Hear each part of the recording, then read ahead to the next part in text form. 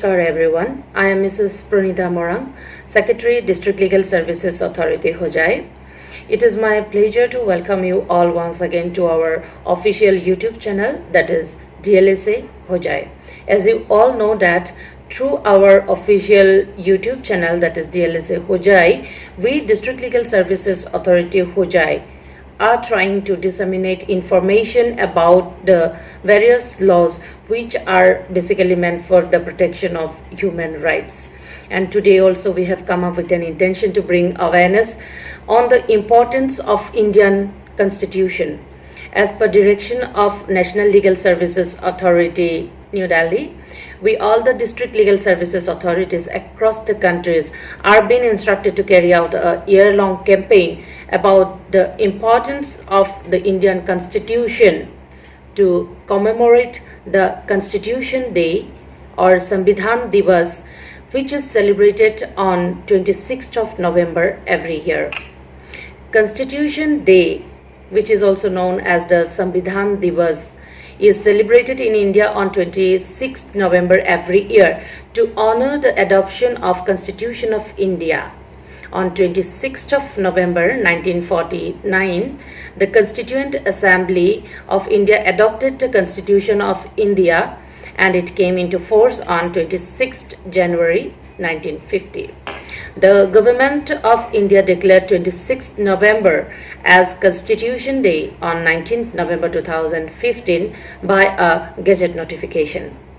Since 2015 was the 125th birth anniversary of Dr. B.R. Ambedkar, who was the prime architecture of our Indian Constitution and who is also known as the drafter of our Indian Constitution, the government have decided in May 2015 to celebrate this specific year in a big way. A special committee chaired by Honorable Prime Minister of India have announced for a year-long celebrations by way of various programs held by various ministries and departments throughout the year to spread the thoughts and ideas of Dr. B.R. Ambedkar. As a part of the celebration, while laying a foundation stone for an Ambedkar memorial at the Indo-Miles compounds in Mumbai in October 2015, Honorable Prime Minister Mr. Narendra Modi announced that 26th November will be celebrated as Constitution Day. In November 15, the government officially announced celebration of the day. Prior to that, 26th November was celebrated as Law Day. 26th November is the day which is the Constitution Day, was chosen to spread the importance of the Constitution and to spread thoughts and ideas of Dr. B.R. Ambedkar. Keeping all the above aspects in mind, District Legal Services Authority Hojai, in collaboration with Ajmal Law College Hojai and with the active participation of its principal Mr. Akkas Ali, have made this short video to raise awareness about the relevant provisions of Indian Constitution to honor the significance of Constitution Day, whereby we all be seeing Mr. Safiul Ahmed, Vice Principal of Ajmal Law College Hojai, who will be briefly delivering about the preamble of the Constitution and fundamental rights and duties. Our target group is basically the students. Since due to lockdown all the schools and colleges are closed, we are going to share this video with all the online class groups of every colleges and schools of Hojai district so that it reaches to all the students. With the District Legal Services Authority Hojai is carrying out a campaigning to spread maximum awareness on the importance of our Indian Constitution. Being a citizen of India, every member of this country must be aware of the relevant provisions of Indian Constitution. With this basic purpose, we are disseminating this video for all the students. Thank you.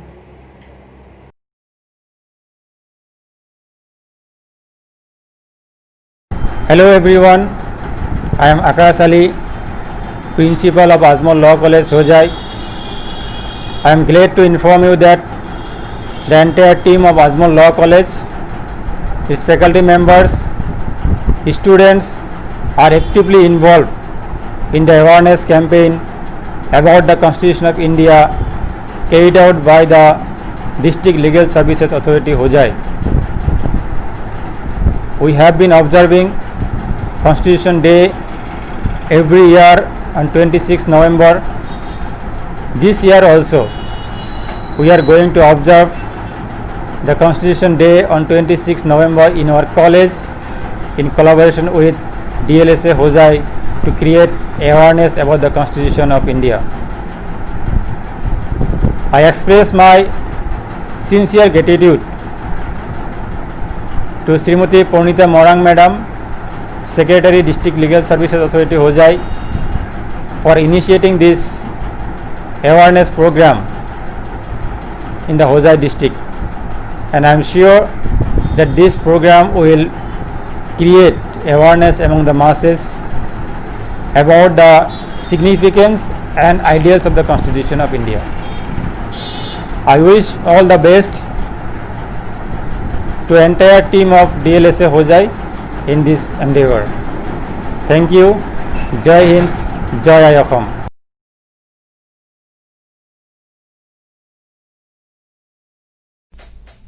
Hello and Namaskar.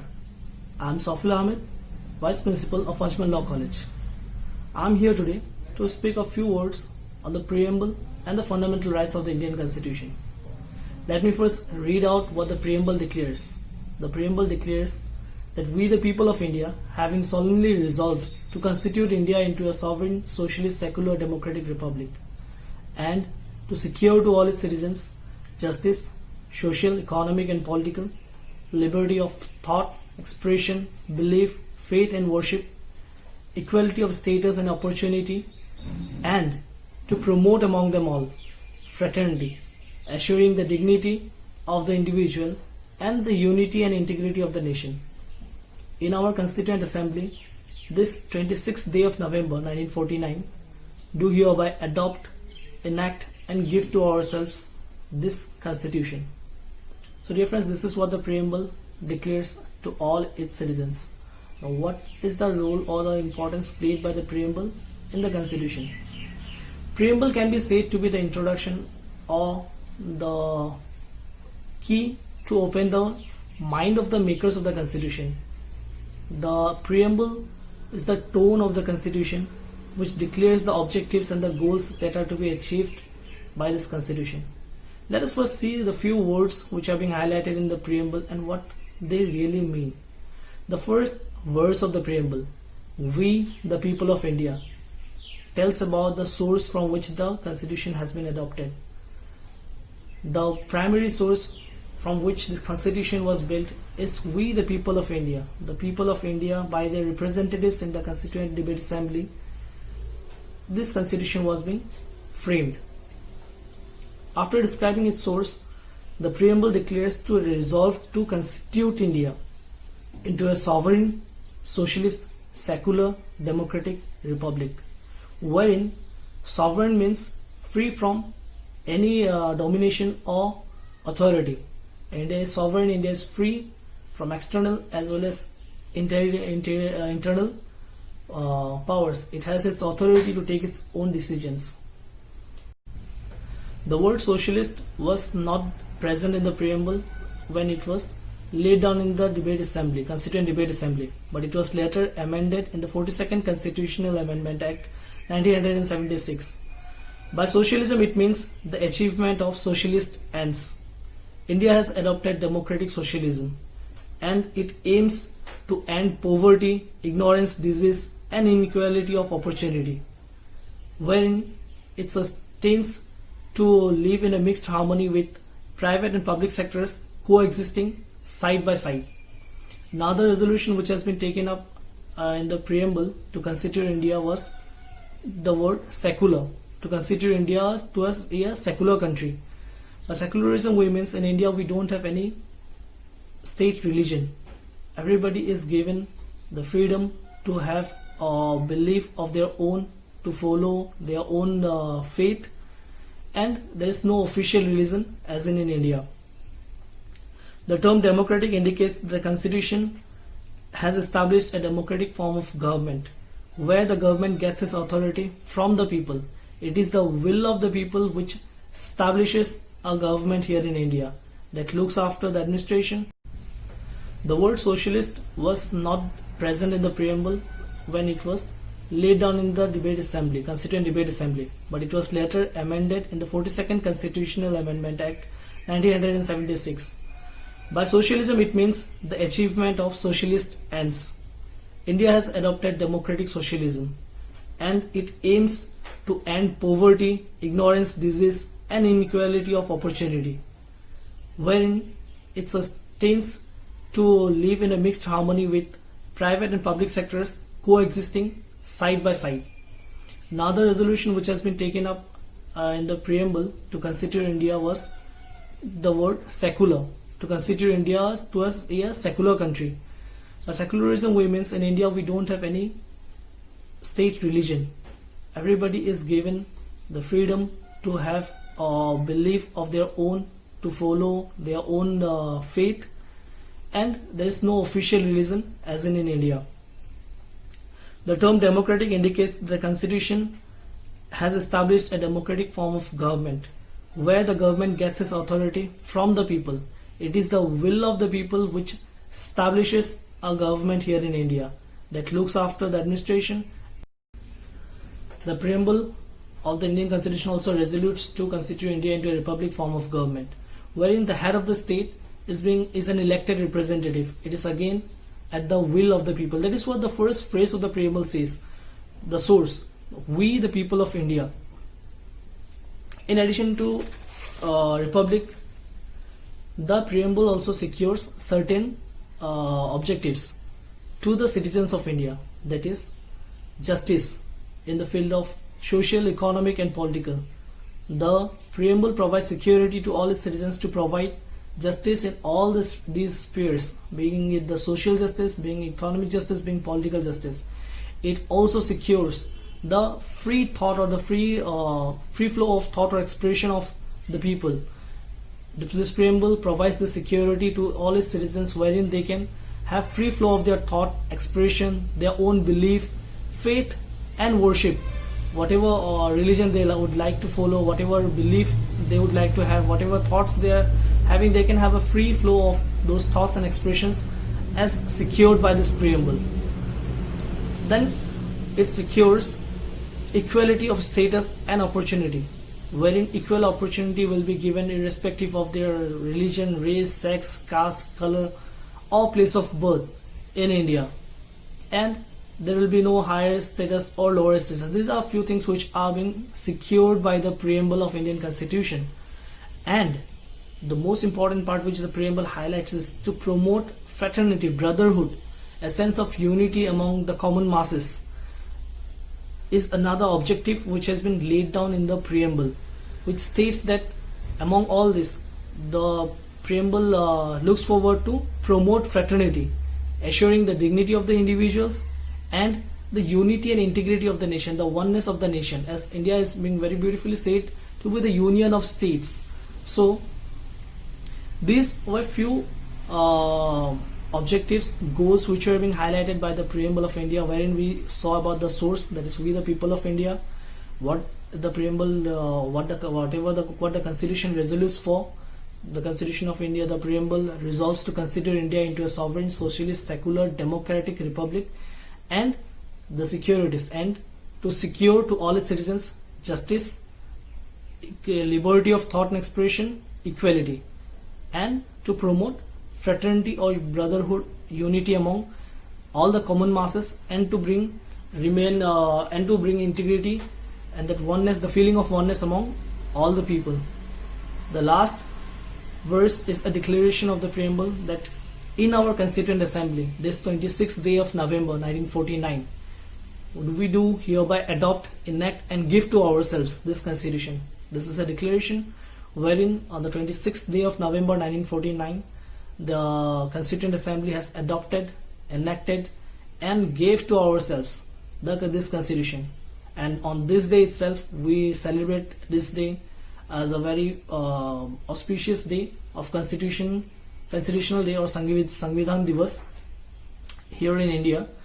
And most interesting to state over here is that the preamble of the Indian Constitution was inserted in the Constitution after the entire process of drafting the Constitution was being done.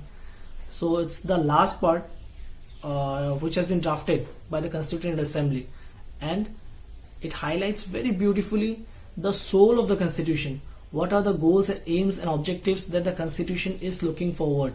So whenever there is a misunderstanding or there is confusion or there is some ambiguous statement in the Constitution wherein there are two interpretations coming out, then it has been told that it is when something which is having two meanings or when something is bringing confusion in the interpretation of the Constitution, the preamble can be referred, and from there from whichever construction the preamble's objectives are being highlighted, that construction is to be accepted. So this is what the role play of preamble is. It highlights the entire guiding factor of the Constitution. I will say that the entire Constitution has been summarized under this preamble. So now let us look into the fundamental rights provided by the Indian Constitution. The Indian Constitution provides us with 6 fundamental rights, wherein we have our right to equality, we have our right to freedom, we have our right to freedom of religion, we have our right against exploitation, we have cultural and educational rights, and we have right to constitutional remedies. And the right to equality is from Article 14 to 18. The Constitution highlights or puts emphasis on this part, that equality before law will be provided to all the people and equal protection will be provided to all the people, wherein every people, whether he be the Prime Minister of the nation or he be a common citizen of the nation, will be looked or be guided by the same laws which are in existence here in the country. I'm not going into the depth of this equalities. We're just understanding the basic fundamental rights which have been given to us. Secondly, there is right to freedom. Under right to freedom, from Article 19 to 22, we have been given different forms of freedoms, under which we very beautifully we are utilizing these freedoms, like freedom of speech and expression. We are free to speak our thoughts, our ideas. We are free to form associations. We are free to assemble without arms. We are free to move from one state to another. We are free to do our own occupation or to do the job that we want to do. There is no restrictions on this part. So these are few freedoms which have been provided to us by our constitutions. The Constitution also provides under the fundamental rights a right against exploitation, which states that there will be no forced labor, there will be no forced begging. People will be free from exploitations, which was very much a common scenario during the British regime. So they will be free from these exploitations. The people, the citizens of India, are also being provided cultural and educational rights, wherein compulsory education is made a part of our education system, wherein we have the rights to protect or to promote our own educational institutions. The minorities are again being given their rights to look into or to promote and protect their own institutions.